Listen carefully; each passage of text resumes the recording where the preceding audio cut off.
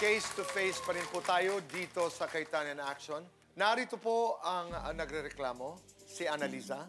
At narito naman po ang inirereklamo, si Daisy. Daisy, Annalisa, Ate Pia, Kuya Alan. Kamusta kayo? Dati ba kayo magkaibigan? Opo. Ate Pia, BFF. Pagkumari pa. Pero ngayon, dahil lang sa utang. Pero maliwanag naman sa'yo na balak niya magbayad, no? Hindi po totoo yun kasi puro po siya pangako. Ikaw naman, alam mong may obligasyon ka. Kung ikaw ba nakikita mong may effort siya, okay din sa'yo? O ano yung effort na hinahanap mo? Ang gusto ko sa kanya po sana kapag nagsabi siya sa akin ng date or araw na bibigyan niya po ako, huhulugan niya ako, sana po tinutupad niya. Na-compute mo na ba magkano ba ang utang niya ngayon? Kasi nga, di ba, 5,000 yon pero may interest yon. Sabi ko nga sa kanya, stop ko na yung tubo. So kahit yung kapital na lang maibalik. Okay, opo. Pero narinig ko din sa'yo, no, nung in-interview ka ni Kuya Boy, sabi mo, hindi ka naman din nagpapahiram ng gano'n. Talaga, opo. Hindi mo rin alam kung ba't nadala ka. Opo. Ay, yun na nga. So isang leksyon din yun Opo, sa'yo at yun sa na mga nga. nakikinig sa atin na may balak magpautang. Kung hindi ka din maluwag, huwag kang magpautang. Actually, wala kang pampautang eh. Kinuha mo pa sa anak mo yun eh. We all know, may debt, it has to be paid. So that's clear. So maybe Al, you want to add something? Sinabi niya, magsabi ka lang. Ang dating sa akin, for her, mas importante pa rin yung relationship at yung salita mo. Yung nagustuhan ko, yung sinabi mong ibalik na lang yung kapital. Sa'yo, very clear naman yung na-pick up namin. Anong ibabayad mo kung wala talaga? Pero babaliktarin ko naman. May responsibilidad ka eh. So, ikaw na rin ang sumagot sa kanya. Ano bang kaya mo? Assuming may puhunan kang tama, magkano kinikita mo sa kakanin? Minsan po kumikita po ako ng 400, Okay. 500. Tubo na yon. Opo. O, magkanong puhunan ang kailangan mo para doon? 3,000 po. Ang asawa mo, anong trabaho? Wala po. Nahulog po kasi siya sa andamyo. Eh, naano po yung ganito niya, kaya So, gamutin nagre-recover ko pa? Opo. O, sa construction yon. Opo. Tumutulong yung kumpanya sa kanya, hindi? Hindi po kumpanya po kasi, kumbaga, umextra po siya doon. Oo. Umakyat po siya ng dami dahil papalitada siya. Oo. Nabali po yung tinutungtungan niya. Kaya yung ganito niya. Hindi siya makalakad? O kaya, Nakakalakad po pag ganun-ganun siya. nagpatingin na siya? Hindi po po. Nalulungkot ako na nasa-stress kayo at ang dahilan nyo yung paggagamot kasi may pera ang gobyerno. So later we'll talk to you because I don't know if it's lack of information or walang coordinator sa inyo. So I'll talk to you about that later. Pa-check up natin yung asawa mo, kung may sakit yung anak, and analyze, of course, yung sa'yo. Well, yung legal, simple naman, di ba? Oo, napag-usapan May natin. utang ka, kung i-insist mo singilin, you can go to a small claims court at mapipilitan ka magbayad. Yes, dadaan kayo ng barangay. Yes, maaring walang mangyari sa barangay in the sense na hindi siya magbayad, but walang choice ang barangay after ilan meetings walang mangyari kung hindi magbigay sa'yo ng certificate na you can file a case.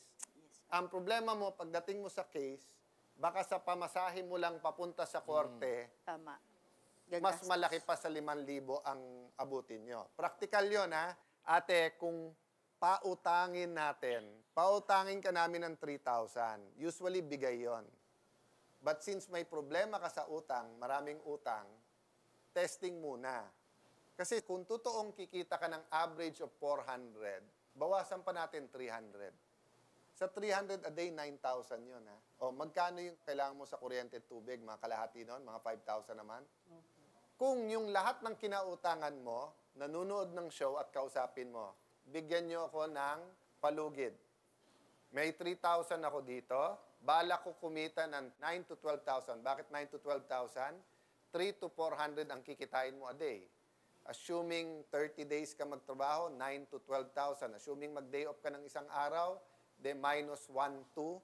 De meron ka pa rin 7, 8 until 10, 8. Yung 5,000 sa'yo, yung 5,000, sabi mo sa creditors mo, babayaran ko kayo. Bakit utang? Gusto ko ibigay sa iyo yun. Pero gusto ko munang makita mo, makita namin lahat, na seryoso ka maghanap buhay. So sasabihin mo, sir, inom lang naman yun. May okasyon, wala naman akong bayad. Hindi kita hinuhusgahan, ha? Naintindihan ko yon. But that could be time with family. That could be time na pinapasarap mo yung niluluto mo. That could be time for prayer. that could be time for so many things. So it's not just the drinking. There's other ways to have fun. May hope ako kasi simula pa rin naman ng taon eh. Sana kasama sa lesson na to, bumalik din yung friendship nyo. Sa mga nanonood, basahin nyo to. Nasa chapter 3 ng Book of James, ang sinasabi dito, lahat ng klaseng hayop ay kayang i-tame ng tao. Pero ang hindi kaya i-tame ng tao ay ang kanyang dila. Totoo yun. So ang point ko, utang ang problema.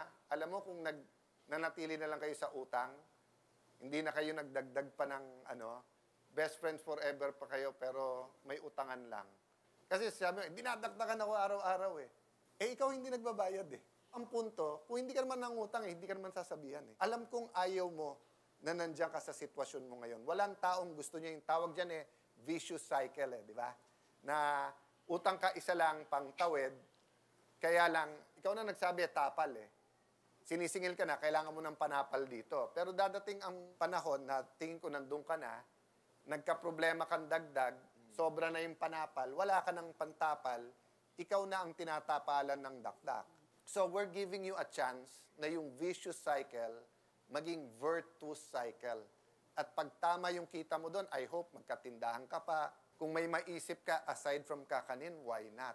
Para ka namin binigyan ng salbabida, lifeline. Kasi para ka nang nalulunod eh, doon sa mga patong-patong mo na utang, no? Masarap pa yung kakanin mo. Bibingka po yung mga suman. Ikaw nagluluto o Hindi bayan po, inahango ko po sa kainta. Worth 3,000 bibilhin mo, tapos mauubos mo yun ng isang araw. Hanggang hapon po yun. Nauubos naman. May natitira din po. Pero kahit may natitira, May tubo kumikita ka ka pa rin. Opo. Gusto ko din ibigay sa kanyang opportunity. Sa next na taping natin, magdala ka dito, kami bibili. Dagdag na lifeline din yan sa'yo. Yung 3,000 mo today, so halimbawa, at the end of the day, 3,300. Opo. Pwede kang kumuha ng 100, pambaon ng mga anak mo, etc. Opo. Pero hindi mo pwedeng kunan ng 500, wala ka ng pampunan tomorrow. Kasi kung hindi, balik lang tayo ng balik dun sa dati. Pero ate, can I add one question? Dahil ikaw naman nang nangutang, did you ever apologize? Opo. Nag-apologize siya sa'yo. Oo, minsan po humingi siya sa akin ng dispensa kasi nga, nagkasakit naman yung anak niya talaga. Kaso yung mga, marami kasing reason na ganyan-ganyan, parang hindi na ako naniwala. Marami na siyang Kasi dahilan. sa akin nga, importante pa rin yung relationship. Huwag niyong sayangin. Yun na nga eh, nagpakasira po siya dun sa ganung halaga lang. Bigyan mo lang siyang chance na ipaayos. Hopefully. If you can look at her, not dun sa ginawa niya the last few months, ganun din sa'yo. Kung ang tingin mo na sa kanya, hindi na BFF, kung hindi na ano ka, kailangan tignan mo siya nung katulad dati in the future. Kasi sayang eh. Pero, tanungin ko lang ulit, anong sinasabi mo na kailangan na rin yan ng anak mo dahil siya ay manganganak? Buntis po, nagpapacheck up po kasi last week lang po kailangan niya ng ultrasound. And then ikaw mismo, di ba, yung... Oo, sa thyroid ko po kasi talaga pong for surgery na po ako. So kung hindi kayo gipit-gipit, siguro mas mahaba nga ang PC mo, di ba? May PWD po ako na pinag-aaral. Kaya yung 5K, sa iba siguro ay maliit lang yon. Kasi ordinaryong tao lang po ako. Hindi naman ganun kalaki din ang sinisweldo ng asawa ko. Arawan lang din po naman siya. Trabaho po ng asawa ko ay pintor po ng sasakyan. Ang pinupunto kasi ni ate, gusto din namin makatulong sa'yo. Unahin mo yung operation mo, then magkape tayo, usap tayo ulit. Ikaw yung MESPED, di ba?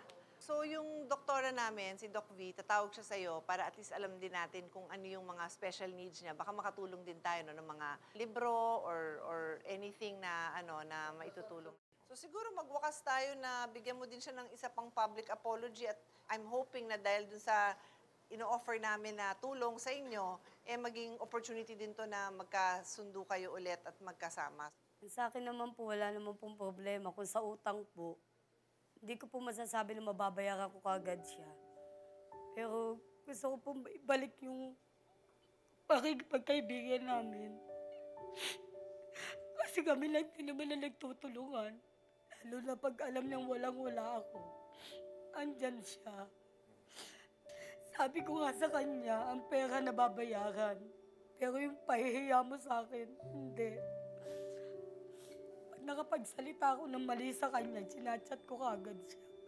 Pasensya ka na, nakapagsalita ako sa'yo ng ganun. Ngayon, Annalisa, humingi naman ako ng tawad sa'yo. sa mga salitang masasakit na sinabi ko sa iyo. Pasensya na talaga. Yung utang, babayaran naman kita. Pero hindi ko masasabi sa iyo kung kailan at anong araw. Dahil alam mong walang-wala ako ngayon. Willing naman akong intindihin eh. Diba? Lagi naman kita iniintindi.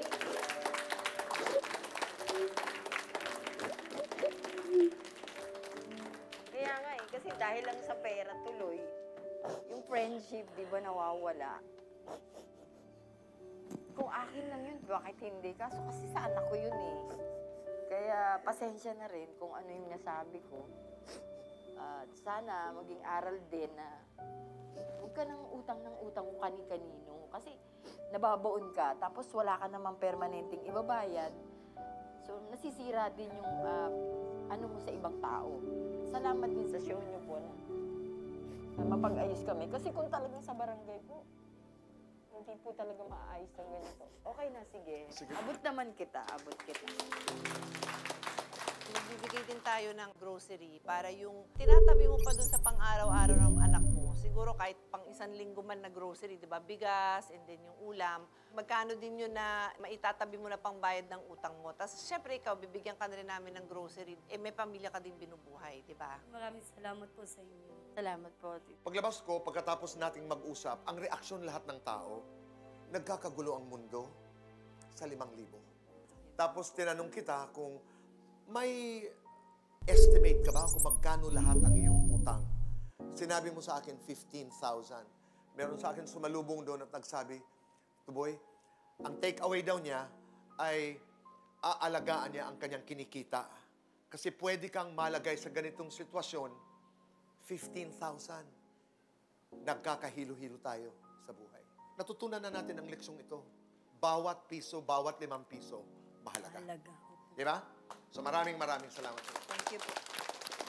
Sa ating pagbabalik naman po ay si Mang Steve, hihingi ng payong kapatid kay Ate Pia at Kuya Ana dahil siya'y bumili po ng isang property, house and lot, pero hindi niya makuha po ang titulo. Ano ang kwento? Malalaman ho natin sa payong kapatid. Sa pagbabalik po ng